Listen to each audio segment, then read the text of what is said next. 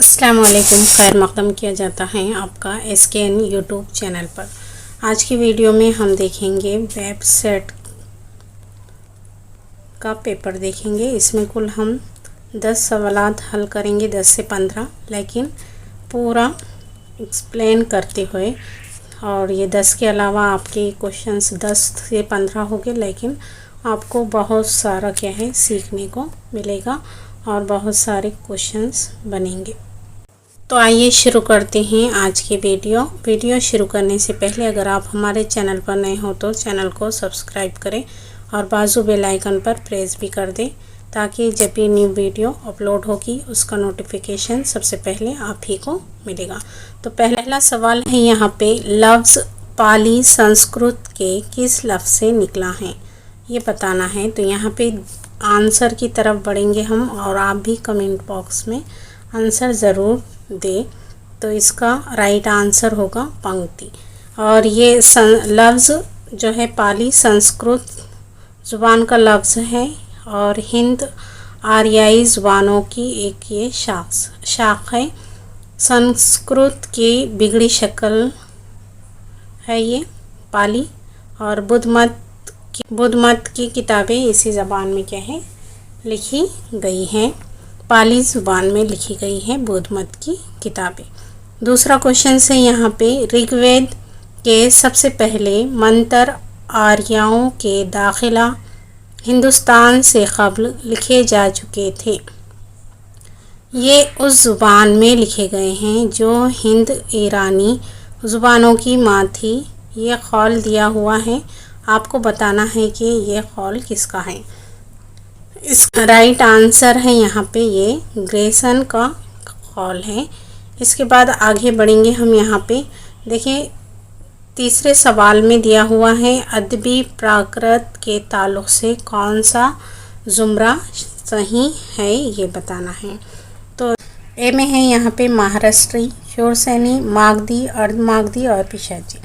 तो ये राइट होगा। आगे भी देख लेंगे। बी में है महाराष्ट्री, शोरसेनी, मागधी, अर्धमागधी, ओदी नहीं होगा। यहाँ पे सब में वही दिया हुआ है, इसलिए ये क्या है रॉन्ग हो जाएगा। आगे बढ़ते हैं हम चौथे क्वेश्चंस की तरफ। चौथा सवाल है यहाँ पे, अपभ्रंश तसनीफ़ का सिलसिला कब से कब तक का मिलता है। अपभ्रंश में क्या है, तसानीफ़ का सिलसिला कब से कब तक का मिलता है, ये सवाल पूछा गया है। ए है यहाँ पे 4वीं से 5वीं सदी ईस्वी तक। बी में है यहाँ पे 5वीं से 7वीं ईस्वी तक। और सी में है यहाँ 6वीं से 15वीं ईस्वी तक। और डी है 10वीं से 15वीं ईस्वी तक। तो इसका राइट आंसर होगा यहाँ पे 6वीं से 15वीं सदी ईस्वी तक का सिलसिला मिलता है। अपभ्रंश में तसानीफ़ का सिलसिला मिलता है, और इसका दौर क्या है 6वीं से 12वीं सदी तक का है। माहिरीन लिसानियात ने इसकी 5 किस्में बयान की गई हैं किए हैं। अपभ्रंश की माहिरीन लिसानियात ने कितनी किस्में बताई हैं, तो 5 किस्में बताई हैं। कौन कौन सी वो भी देख लें। आपको जिस तरह से अभी यहाँ पे एक तरतीब से सवाल था प्राकृत का, इसी तरह से अपभ्रंश के ताल्लुक़ से भी तरतीब पूछी जा सकती हैं। तो देख ले, पहले आएगा शूरसेनी, ये लिख लें आप। इसके बाद अपभ्रंश, उसके बाद आएगा हमारा मागधी, ये आएगा। और उसके मागधी आया, उसके बाद आता है अर्धमागधी, यहाँ पे आगे लिखेंगे अर्धमागधी। और उसके बाद आएगा महाराष्ट्री, और ये हो गई हमारी 5 किस्में। महाराष्ट्री आएगा आगे, यहाँ पे आप लिख लें इसे। इस तरह की भी तरतीब अब जैसा यहाँ पे पूछा गया था उसी तरह से आप यहाँ पे हैं। जैसा यहाँ पे अदबी प्राकृत के ताल्लुक़ से ज़ुमरा पूछा था, अपभ्रंश के ताल्लुक़ से भी पूछा जा सकता है। तो ये हो गया। इसके अलावा अपभ्रंश क्या है, बिगड़ी। अपभ्रंश से मुराद है बिगड़ी ज़ुबान। ये इस तरह का भी सवाल पूछा जा सकता है कि अपभ्रंश से क्या मुराद है, तो बिगड़ी ज़ुबान मुराद है, ये भी हो सकता है। और पे देखें शूरसेनी, अपभ्रंश, मागधी और अर्धमागधी और महाराष्ट्री, 1 2 3 4 ही छोड़े और इसके बाद पांचवा जो होगा वो शुमाल मगरिबी आएगा, शुमाली मगरिबी, ये एक बोली। इसके अलावा यहाँ पे लादीब चंद है यहाँ पे, और हेमचंद ने क्या है इसको इसके क़वाइद तहरीर किए हैं, ये भी याद रख सकते हैं। इसके बाद आगे बढ़ेंगे हम। यहाँ पे दिए हुआ है पांचवा सवाल। खड़ी बोली के अदबी नमूने उर्दू की शक्ल में उर्दू रस्मुल ख़त में सबसे पहले किस तसनीफ़ में मिलते हैं? ए है यहाँ पे सबरस, बी है नौरस और सी है यहाँ पे मसनवी पदमराव और डी है शहादतुल हकीकत। तो इसका राइट आंसर होगा पदमराव, जिसमें कदमराव राजा है और पदमराव वज़ीर है। और ये मसनवी है, किसकी है? निज़ामी की मसनवी है, क़दीम मसनवी है। इसे मुरत्तिब किया है जमील जालबी ने, ये भी याद रखें, जमील जालबी ने इसे मुरत्तब किया है। और इसका पहला जो एडिशन है 1973 में शाये हुआ, इसे भी याद रखें आप। यहाँ से भी क्वेश्चंस बन सकते हैं। और इसका नाम जो है पदमराव किसने रखा? तो ये है नसीरुद्दीन हाशमी ने रखा, ये भी याद रखें आप। इस मसनवी में क्या है? खड़ी बोली पंजाबी, राजस्थानी, ये क्या है में बोली हमें मिलती हैं। इसके अलावा यहाँ पे है एक सबरस जो है ये मुल्ला वजी की अब्दुल्ला कुतुब शाह की फरमाइश पर ये लिखी गई है। और इसकी जो हिजरी है 1045 हिजरी है और सन इसका है 1635, ये भी याद रखें आप सबरस का। और ये इसे मौलवी अब्दुल हक ने अंजुमन तरक़्क़ी उर्दू की तरफ से 1932 में शाये किया है। कब? 1932 में। इसके अलावा आप याद रख सकते हैं इसे 1932 में इसे शाये किया है। और कुतुब मिश्तरी भी इन्हीं की है, मुल्ला वजी की। और इन्होंने क्या है कुतुब मिश्तरी को 12 दिनों में मुकम्मल किया, ये भी याद रख सकते हैं आप। और इसके अलावा यहाँ पे ये एक है शहादतुल हक़ाइक़, ये क्या है किसकी है? तो ये है मीराजी शम्सुल अशाक़ की किताब है। इसके बाद है यहाँ पे नौरस नामा, ये क्या है? इब्राहिम अली आदिल शाह सानी का है ये। और इसे मुरत्तब किया है डॉक्टर नज़ीर अहमद ने। नौरस नामा को किसने मुरत्तब किया है? तो डॉक्टर नज़ीर अहमद ने। और ये नौरस जो है तो मौसीक़ी के ताल्लुक़ से ये किताब है। क्वेश्चंस की तरफ बढ़ते हैं। छठा क्वेश्चंस की तरफ बढ़ते हैं। देखें यहाँ पे दिया हुआ है छठा सवाल। ज़ैल में किसने लफ्ज़ उर्दू को ज़ुबान के लिए सबसे पहले इस्तेमाल किया?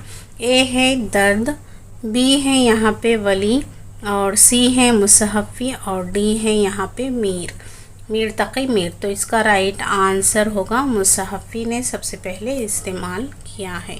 इसके बाद है सातवां सवाल। ज़ैल में से किस में गैर हाकारी मुसम्मतों को हाकार बना दिया जाता है? तो इसका पहले देख लें। यहाँ पे ए है पंजाबी, बी है यहाँ पे हरियाणवी, सी है गुजरी और डी है यहाँ पे दक्कनी। तो इसका राइट आंसर होगा दक्कनी।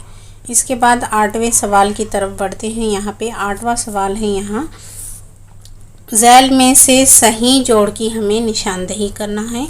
तो एक तरफ आपको क्या है मुसन्निफ़ीन दिए हुए हैं, दूसरी तरफ उनके तसानीफ़ दिए हुए हैं।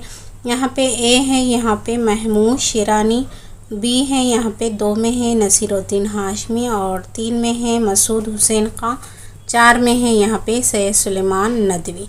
तो इस तरह के सवालात को हल करने का आसान तरीक़ा ये है कि यहाँ पे महमूद शिरानी की किताब क्या है आप सभी जानते हैं, यह है पंजाब में उर्दू।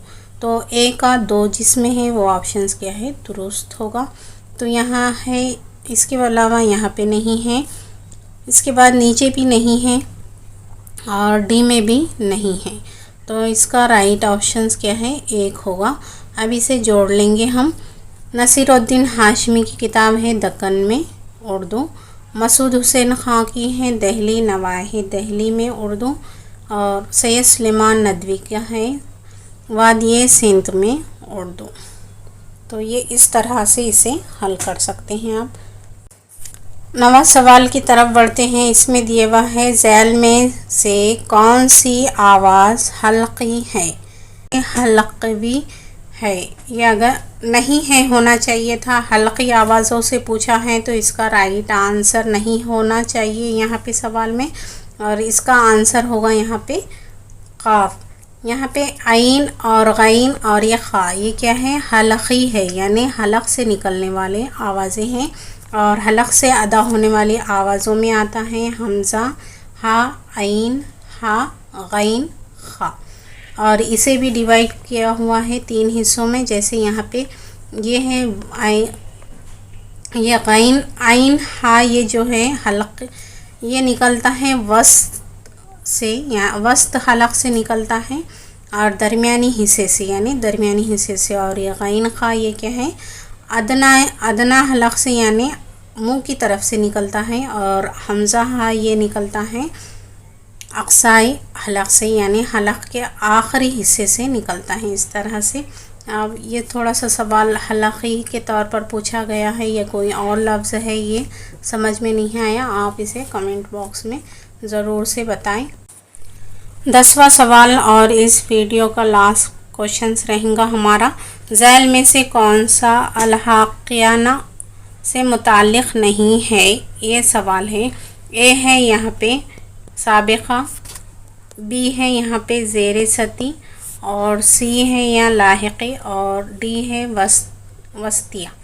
तो साबिक़े, लाहिक़ी, यानी किसी भी लफ्ज़ के शुरू में कोई दूसरा लफ्ज़ जोड़ दिया जाता है उसे बोलते हैं साबिक़े, जो शुरू में जोड़ा जाता है। जैसे कार से पहले हम जोड़ेंगे बेकार हो जाएगा, इस तरह से।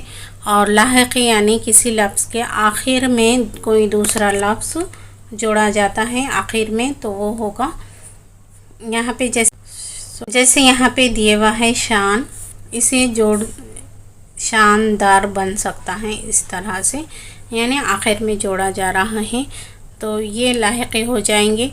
तो इसका राइट आंसर होगा हमारा 10 का बी, दुरुस्त ऑप्शंस होगा ज़ेरे सती। चलिए इसके बाद हम फिर मिलेंगे अगली वीडियो में, तब तक के लिए खुदा हाफिज़।